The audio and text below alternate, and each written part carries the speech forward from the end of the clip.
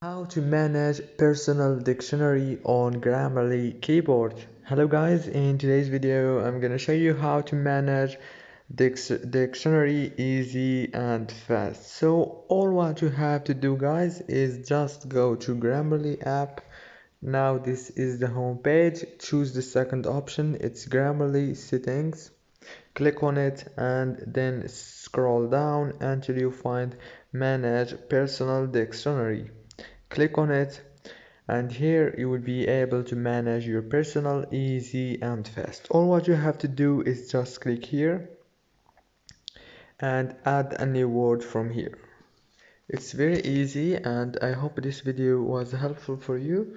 Don't forget to like and subscribe, and thank you so much for watching until the end. See you later. Thank you so much.